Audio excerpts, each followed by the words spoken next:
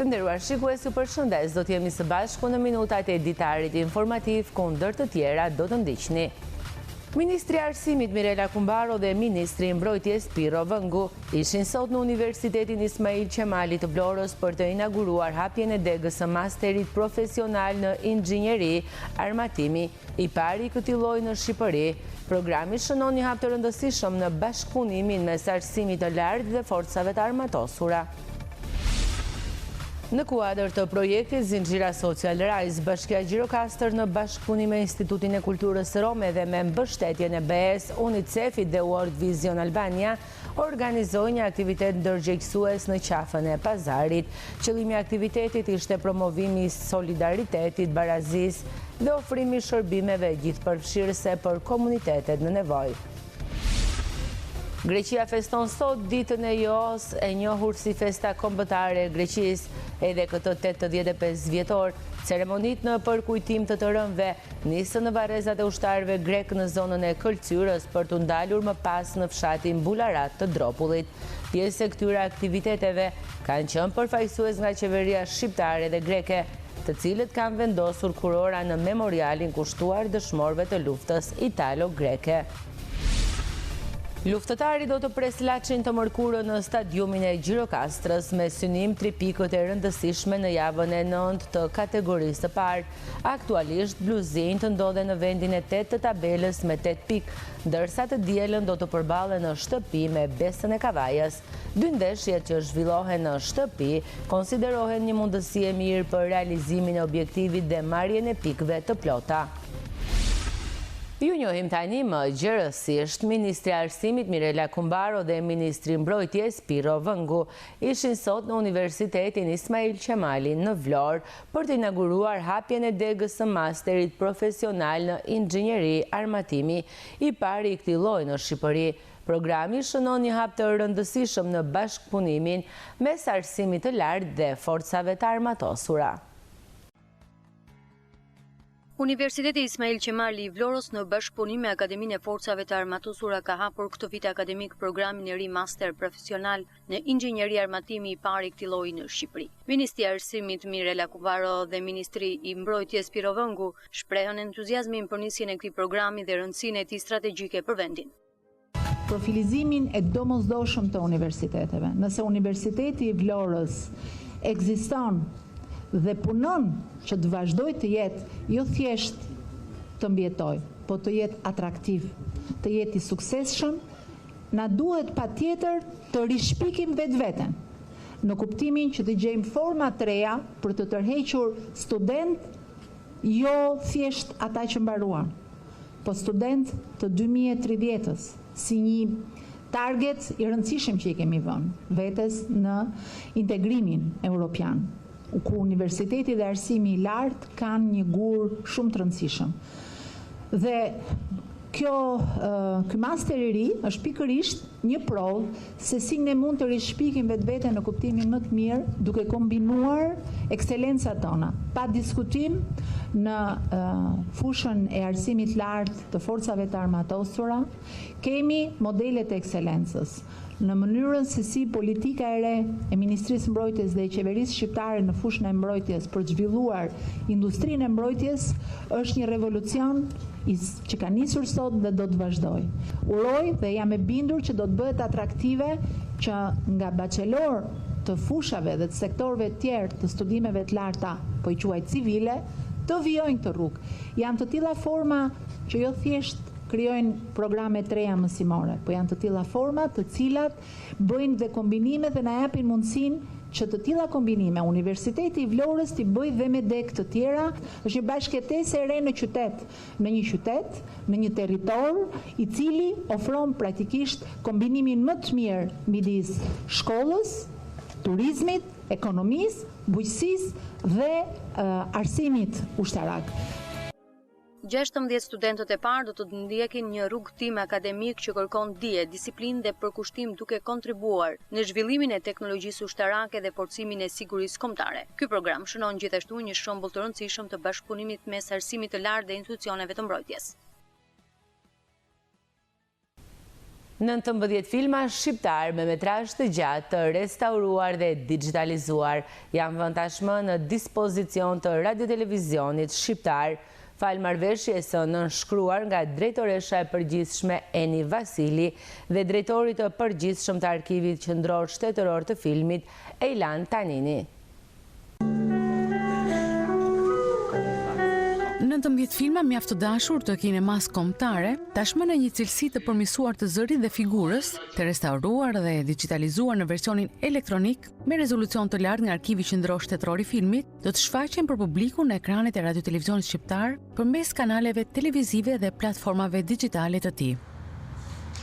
Marrëveshja e bashkëpunimit e firmosur në mjedisit e radiotelevizionit shqiptar nga drejtoresha e përgjithshme e këtij institucioni, Eni Vasili, dhe drejtori të përgjithshëm të Arkivit Qendror Shtetëror të Filmit, Ejlan Tanini, shënon një hap të rëndësishëm për promovimin e filmave shqiptar, rritjes së cilësisë së transmetimit televiziv si dhe pasurimit të fondeve arkivore të dy institucioneve me qëllim ruajtje dhe mbrojtjen e trashëgimisë audiovizive kombëtare. Për drejtoreshën e përgjithshme të radiotelevizionit shqiptar, kjo nismë përfaqëson një angazhim konkret të RTS-s për të promovuar vlerat e kulturës dhe historisë song filmike.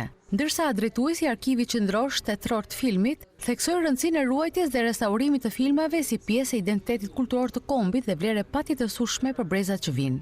Ky bashkëpunim pritet të shërbejë dhe si një model për forcimin e partneriteteve ndërinstitucionale në fushën e kulturës dhe medias, duke kthyer trashëgimin kinematografik shqiptare në një pasuri të gjallë që i flet së shkuarës, por dhe brezave të sotëm. Të Omane nuk kanë parë kurrë që ulkonjë dhe shqipojnë të rritë bashkë zotëri.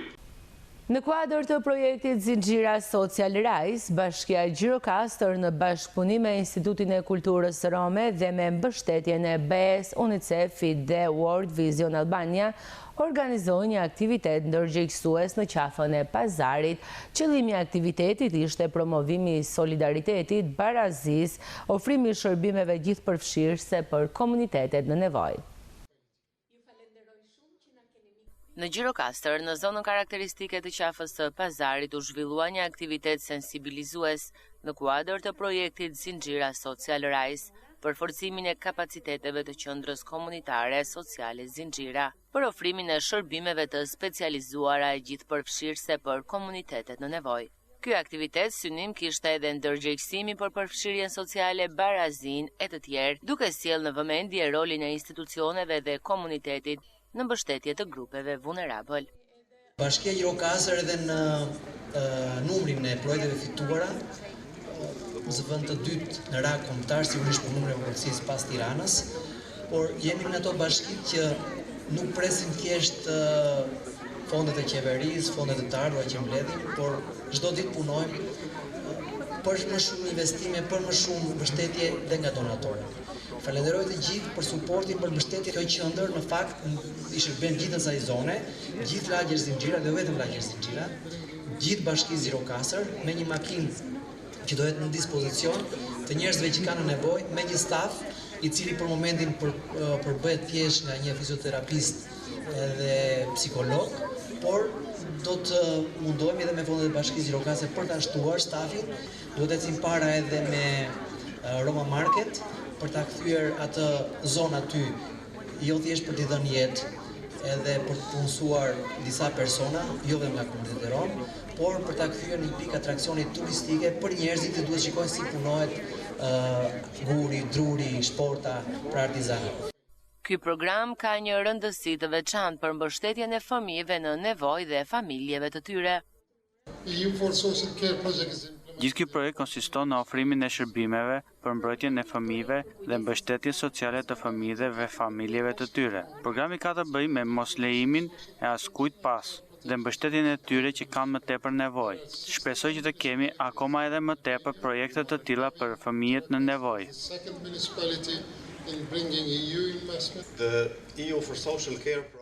Programi i BE-s për kujdesin social ka një rëndësi të veçantë dhe na vjen shumë mirë që në kuadër të këtij programi shikojmë bashkëpunimin mes bashkisë, shoqërisë civile dhe organizatës së Institutit për Kulturën Rome, çka na tregon se nëse ka frymë bashkëpunimi, mund të bëhen gjëra me vlerë. Projekti zbatohet nga Bashkia Gjirokastër në partneritet me Institutin e Kulturës Rome në Shqipëri në kuadër të programit BE për kujdesin social, financuar nga Bashkimi Evropian në Shqipëri dhe zbatuar nga UNICEF Albania, World Vision Albania në bashkëpunim me Ministrinë e Shëndetësisë dhe Mbrojtjes Sociale. Qendra komunitare Zinxhira Social Rise po ofron shërbime gjithëpërfshirëse për familje dhe individët në nevojë, përfshirë mbështetjen psikosociale, këshillimi familjar dhe ndihmën për përfshirje në tregun e punës. Ndërkohë që prioritet në vazhdim për këtë projekt mbetet zgjerimi i shërbimeve, përfshirje dhe shërbimi lëvizjes në banesa, duke krijuar një model të qëndrueshëm social në nivel vendor. Përfaqësues të Bashkisë Gjirokastër të Institutit të Kulturës Rome në Shqipëri, si dhe partnerëve ndërkombëtar, zhvilluan një vizitë në qendrën komunitare Zinxhira, ku njohën me rezultatet e arritura nga projekti Zinxhira Social Rise në qendrën komunitare në këtë lagje dhe me shërbimet që ofrohen për grupet në nevojë, ndërton mbështetjen psikosociale, këshillimi familjar dhe ndihmën për përfshirje në tregun e punës. Një qendër komunitare që ofron shërbime për kujdesin shoqëror dhe shëndetësor për le të themi banorët e lagjes në Zinxhira, por gjithashtu dhe për qytetin e Gjirokastrës. Sot ndodh ristrukturimi i qendrës Zinxhira, e cila përveç se shërbimet e fizioterapistit dhe të psikologjisë, do ofrojë dhe shërbime të tjera si after school dhe le të themi për kujdese të tjera sociale që kanë të bëjë edhe me mirë integrimin e shoqërisë këtu në Gjirokastër. Ky projekt zbatohet nga Bashkia Gjirokastër në bashkëpunim me Institutin e Kulturës Rome në Shqipëri dhe është i mbështetur nga UNICEF-i me fondet e Bashkimit Evropian dhe sigurisht dhe me bashkëpunimin e World Vision dhe Ministrinë e Shëndetësisë dhe Mbrojtjes Sociale. Bledar Taho, drejtuesi i Institutit të Kulturës Rome në Shqipëri, bëri me dije se prioritet do të ketë zgjerimi i mëtejshëm i shërbimeve sociale në këtë qendër, kundër të tjera do të shtohet edhe shërbimi lëvizjes në banesa. Do jetë për gjithë, le të themi, banorët e qendrës këtu, por gjithashtu është dhe një risi që për herë të parë qendra sociale këtu do ofrojë dhe shërbimin lëvizjes, pasi ne kemi edhe një makinë të posaçme, ku vetë qendra do ofrojë shërbimin lëvizjes në banesat për persona të cilën kanë vështirësi në lëvizshmërinë e tyre apo dhe në, le të themi, në ardhjen për të marrë shërbimet në qendër. Ky projekt synon të forcojë rolin e qendrave komunitare në ofrimin e shërbimeve sociale gjithëpërfshirëse, duke mbështetur familjet dhe individët në nevojë dhe duke krijuar një model të qëndrueshëm kujdesi social në nivel vendor. Greqia feston sot ditën e Joos, e njohur si festa kombëtare e Greqisë. Edhe këtë 85 vjetor, ceremonit në përkujtim të rënëve nisën në varrezat e ushtarëve grek në zonën e Këlqyrës për të ndalur më pas në fshatin Bularat të Dropullit. Pjesë e këtyre aktiviteteve kanë qenë përfaqësues nga qeveria shqiptare dhe ajo greke, të cilët kanë vendosur kurora në memorialin kushtuar dëshmorëve të luftës italo-greke. 28 tetori i vitit 1140, shënon datën historike ku kryeministri grek i asaj kohe, Ioannis Metaxas, i tha jo pushtuesve fashist italian. Me fillimin e zhvillimit demokratike, ky përvjetor përkujtohet edhe në vendin tonë, pasi rreth 7500 ushtar grek të vrarë gjatë luftës së dytë botërore. Këtu në varrezat e ushtarëve grek, në Bularat, do të zhvillohet aktiviteti kryesor i trupit diplomatik të Greqisë në vendin tonë, kushtuar fillimit të rezistencës së popullit grek ndaj pushtuesve italian. Gjatë përshëndetjes së saj, përfaqësuesja e shtetit grek ju referua bashkëpunimin midis dy vendeve për gjetjen e estrave të ushtarëve grek. Dua të theksoj se varrimi dinjitoz i heronjve tanë vetet një detyrim i shenjtë i kombit. Falenderojmë miken tonë, Shqipërinë, për bashkëpunimin e saj lidhur me kërkimin, zhvarimin dhe varimin e ushtarëve grek të rënë gjatë luftës greko-italiane. Gjithashtu dua të përgëzoj Komisionin e Përbashkët të Greqisë dhe Shqipërisë që vazhdon operacionet në terren. Grek dhe shqiptar vazhdojnë të bëjnë përpjekje të përbashkëta për të zgjidhur më në fund këtë çështje historike të pazgjidhur dhe për t'u lejuar heronjve të kombit tonë të prehen në paqe. Madje, foli edhe për rrugën europiane të vendit tonë. Më lejoni gjithashtu të përgëzoj miken ton Shqipërinë për vullnetin e saj të fortë, të integrohet në familjen evropiane dhe të mirëpres progresin në negociatat aktuale me Bashkimin Evropian. Rruga është e gjatë dhe kërkojnë reforma me theks në çështjet e shtetit të së drejtës, me përparësi çështjet e mbrojtjes së pakicave. Greqia si një anëtare e hershme e Unionit beson fuqimisht në orientimin evropian të Ballkanit Perëndimor dhe mbështet fuqimisht miken ton Shqipërinë në rrugëtimin e saj evropian, duke ndihmuar përpjekjet e saj për të arritur përshtatjet e nevojshme me standardet europiane. Prefekti i Qarkut Gjirokastër, zoti Odise Kote, së bashku me zëvendësshefin e shtabit të përgjithshëm të forcave të armatosura, zotin Altin Kurti, ishin përfaqësues zyrtar të shtetit shqiptar. 28 tetori është një ditë shumë e rëndësishme për popullin grek, por jo vetëm për popullin grek, por dhe për popullin shqiptar, pasi ai që nderon të rënët, ai që nderon ata që dhanë jetën për lirinë, nderon në fakt vetveten, nderon të sotmen, nderon dhe të ardhmen. Sigurisht që populli shqiptar në luftën italo-greke ishte në krahun e forcave progresive, ishte në krahun e forcave që luftonin për lirinë e Shqipërisë, por pse jo edhe për lirinë e popullit mik grek. Këtë gjë tregoi edhe në luftën që u zhvillua më pas, pra në çlirimin e plotë të Shqipërisë, ku partizanët shqiptar luftuan jo vetëm në trojet shqiptare, por dhe në trojet të tjera në Maqedoninë e Veriut, në Jugosllavi e kështu me radhë. Prandaj nderimi për të rënët, nderimi për ata që japin jetën për lirinë, është nderim universal, është nderim që ju përket të gjithëve. Nderim të rënëve, nderim atyre që japin gjakun për lirinë, që japin gjakun për pavarësinë, që japin gjakun për jetën dhe për esurinë e popujve tanë. Ata forcojnë miqësinë, ata forcojnë solidaritetin e popujve, ata forcojnë në fund të fundit jetën. Në aktivitet morën pjesë deputet, drejtues vendor, si nga Greqia ashtu edhe nga Shqipëria, ndërsa gjatë paradites u vendosën kurora edhe në varrezat e ushtarëve grek në Kërcyr. Fitoria juaj, frymëzimi ynë. Në këtë titull erdhi organizimi i shoqatës Estia Dropoli në kuadër të Tetorit Roz.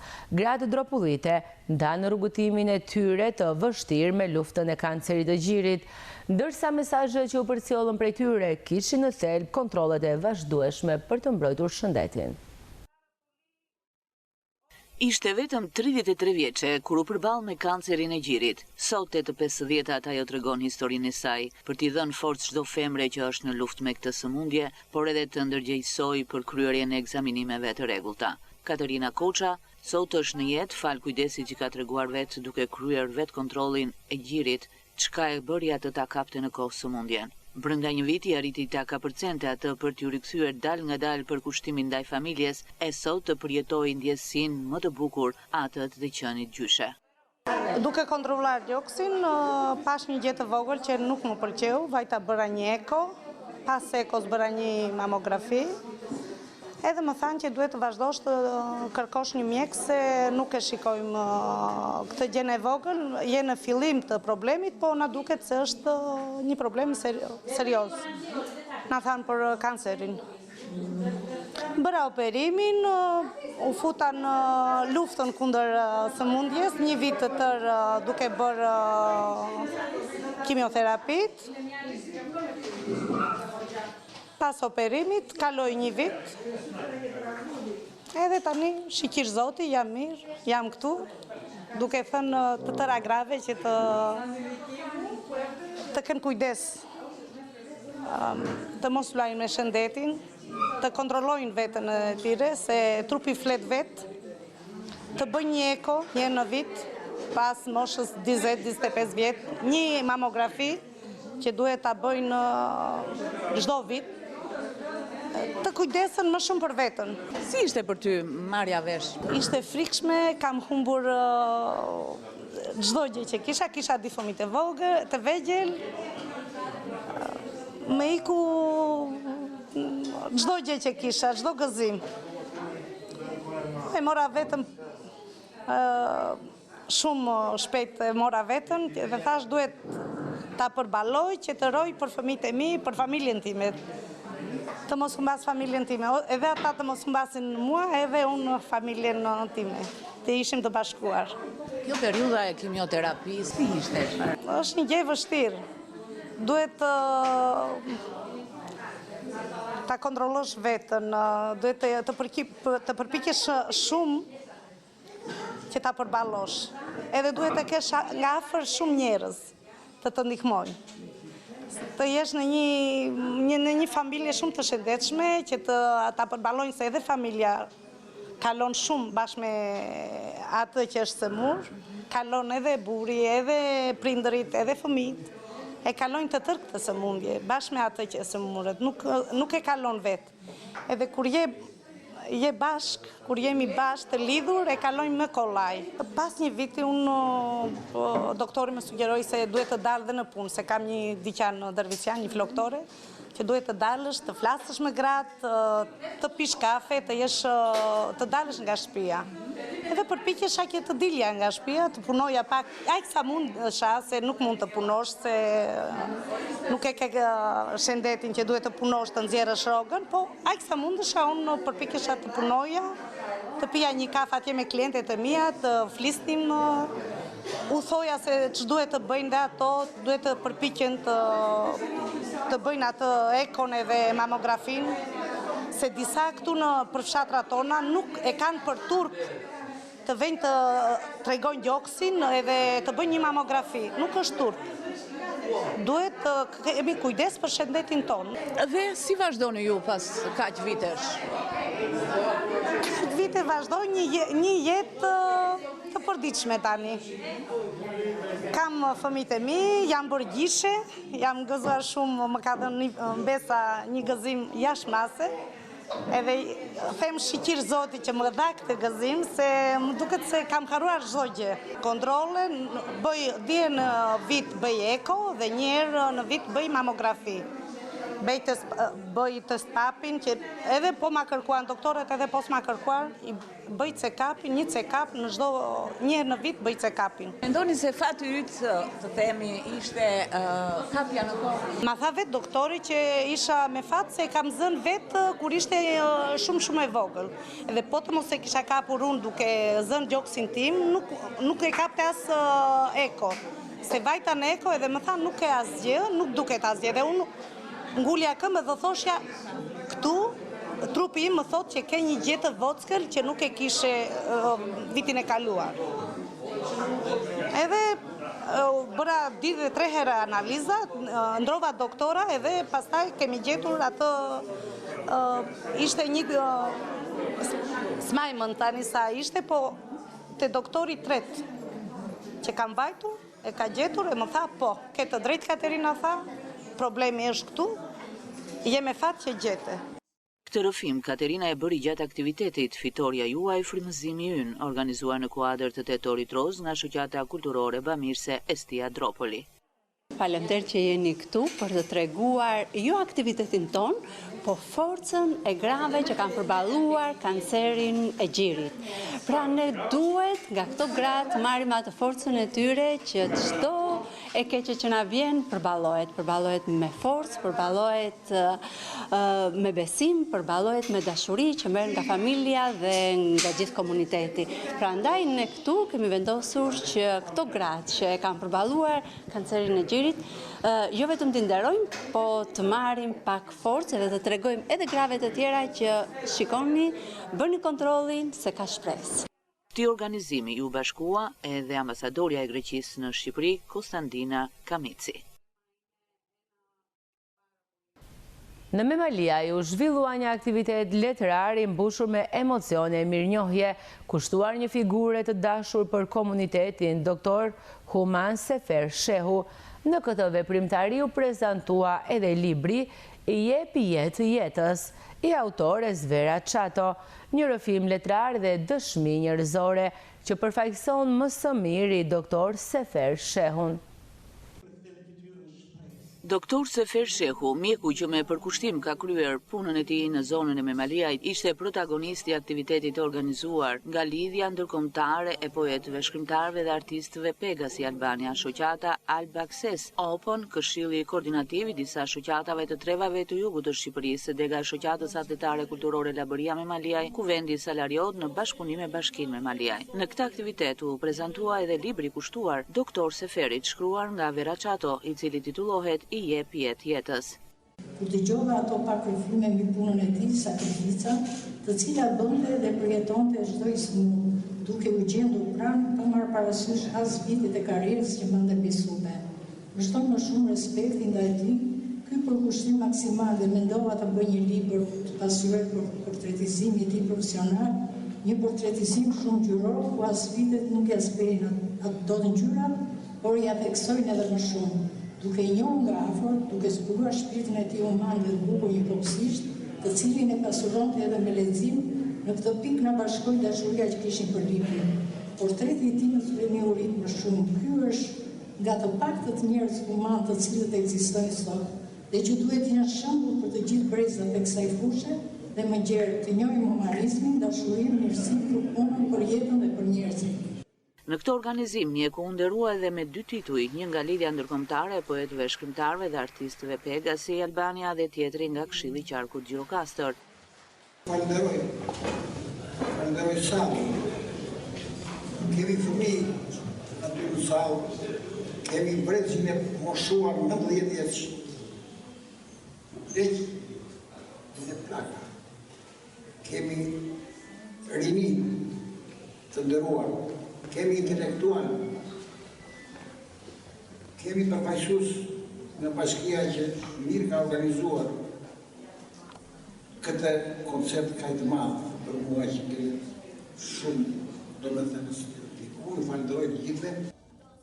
Aktiviteti u shoqërua nga numra artistik të fëmijëve të qendrës kulturore dhe artistë popullor. Luftëtari do të pres Laçin të mërkurën në stadiumin e Gjirokastrës me synim 3 pikët e rëndësishme në javën e 9 të kategorisë së parë. Aktualisht Bluzin të ndodhe në vendin e 8 të tabelës me 8 pikë, ndërsa të dielën do të përballen në shtëpi me Besën e Kavajës. 2 ndeshjet zhvillohen në shtëpi dhe konsiderohen një mundësi e mirë për realizimin e objektivit dhe marrjen e pikëve të plota. Nesër luftëtari do të presë në fushën e vetë ekipin e Laçit, takim ky që do të luhet në kuadër të javës së 9 të kampionatit kombëtar të futbollit. Trajneri bluzinjve Besmir Shabani në një prononcim për mikrofonin e RTS Gjirokastra u shpreh se si në të gjitha ndeshjet, edhe në këtë të së mërkurës, djemtë e tij do të hyjnë në fushën e blertë për një rezultat pozitiv. Normalisht janë 2 ndeshje goxha shumë të forta që kemi brenda javës, duke filluar që në ditën e nesme me skuadrën e Laçit, që është një skuadër që pretendon të ngjitet në bisnet superiore, normalisht ka element cilësor. Gjithashtu ne do bëjmë maksimumin sepse nuk kemi asnjë alternativë tjetër se sa të tentojmë për fitore. Jam disi i kushtuar sepse kam dhe ato mungesat që janë goxha shumë të rëndësishme, por gjithsesi organika që është mbrapa 18 vjeçës normalisht prandaj janë për të zvendësuar lojtarët që janë të dëmtuar. Na pret një sfidë e vështirë, me një kundërshtar si thash pak më poshtë relativisht i fortë, por që luftari nuk ka asnjë alternativë tjetër përveç se fitores, si çdo ndeshje, e njëjta situatë është edhe për nesër. Edhe normalisht pres maksimumin nga skuadra, ishim shumë afër fitoret me Kuksin, por që me një pak kujdesi, me një përqendrim të momentit, morëm vetëm 1 pikë. Gjithsesi jam shumë i kënaqur me grupin aktual, po bëjnë mirë, po punojnë fort, edhe jemi goxha të karikuar për të marrë maksimumin nga ky takim. Shpresoj të kemi edhe fatin në vete, sepse në këtë ndeshje nuk ka qenë në anën tonë. Në këtë takim, luftëtari vjen pas barazimit 2-2 me skuadrën kuksiane. E diela do të shënojë një tjetër sfidë për luftëtarin, i cili sërish në shtëpinë e tij do të pres ekipin e Besës së Kavajës. Të nderuar shikuesi, ishte gjithçka e përgatitur për këtë ditar informativ. Ju faleminderit për vëmendjen, shikim të këndshëm të programeve në vazhdim. Bashk, miru takofshim.